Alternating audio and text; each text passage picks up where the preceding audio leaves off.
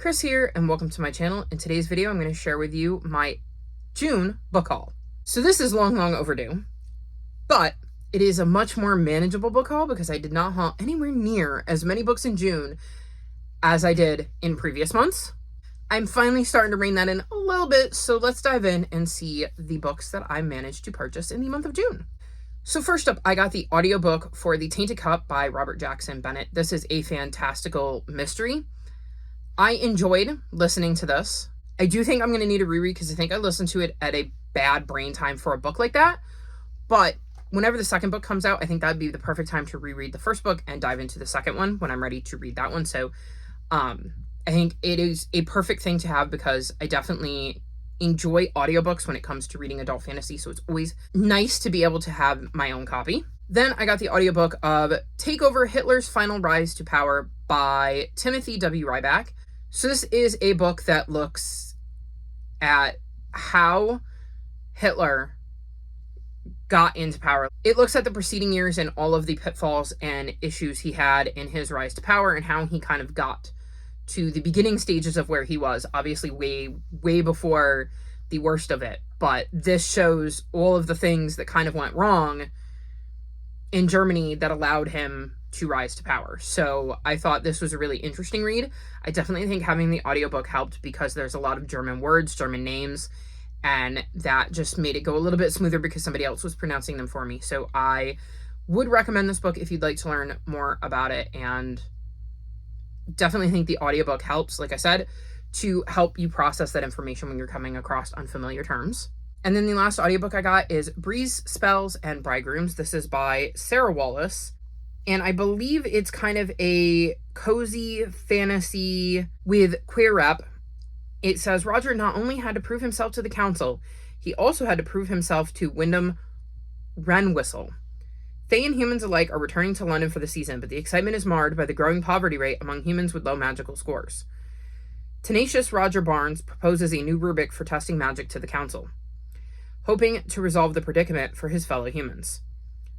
But when he is paired with Wyndham Wrenwhistle, a dashing fae who has disliked him since childhood, the project seems destined to fail. Even after reaching a tentative truce, their fragile partnership crumbles due to malicious lies. Adding to the disarray, a popular gossip column unexpectedly announces that Roger and Wyn are engaged. Obliged to go along with the falsehoods to save their families from scandal, they are forced to reconcile their differences for the sake of the rubric, and for their impending marriage. As the project bleeds into their wedding plans, the pressure to flawlessly execute both mounts even higher. Together they have the chance to solve a crisis decades in the making, but they'll need more than magic to succeed. So it sounded interesting, and I found it on Charp, and it was either 99 cents or it was like a free audiobook, so I thought I'd give it a try. And then the one and only ebook I got was Fiends and Festivals by S. Usher Evans. This is the second book in the Weary Dragon Inn series. I read the first book earlier this year and enjoyed it, so I've picked up the second one. I believe, if I remember correctly, the first book involves a woman who runs an inn, and there are these holes appearing all over town, and she is the one that's elected to get to the bottom of it. I had a good time with the first one, so hopefully I will with the second one as well. Let's jump into my physical reads. I really don't have that many, so this should go rather quickly. First up, I have Jupiter, Nettle, and the Seven Schools of Magic by Sangu Mandana. This is a middle grade graphic novel that follows Jupiter, who has always wanted to go to the Seven Schools of Magic. However, the school that is an option for her is the one that she is least interested in, but she wants to go to the Seven Schools of Magic so bad that she jumps at the chance. Once there, though, things aren't really going according to plan. She expected it to be more fun and full of spells and making friends, and she's working with like plants and animals, and like I said, that's not where she wanted to be, and kids aren't exactly being nice to her. And she ends up coming to this crossroads of trying to figure out where exactly she belongs and whether she actually belongs at the Seven Schools of Magic, given everything that's happened to her. I recently read this, really loved it. I think that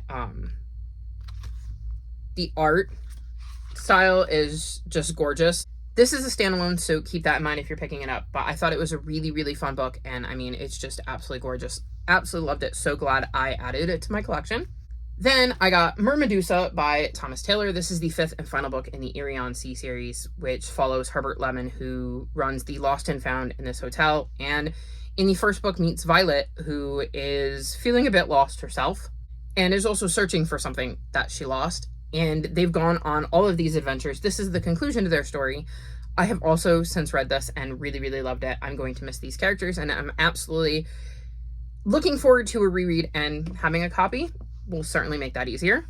Then I got The City Beyond the Sea by Perry Thompson. This is the 2nd book in the Greenwild series. This is another middle grade fantasy series. This has some like green magic, so think plants and stuff. I really enjoyed the first one, wanted to continue on with the series, and since this is another one I've read, so I'm doing really, really good with this book haul of actually getting through some of the books I've purchased.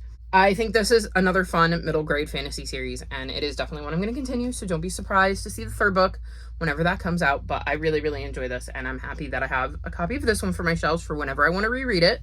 Then, a book I haven't read yet, I got The Dark Sun by Erin Hunter. This is book 4 in the Bamboo Kingdom series.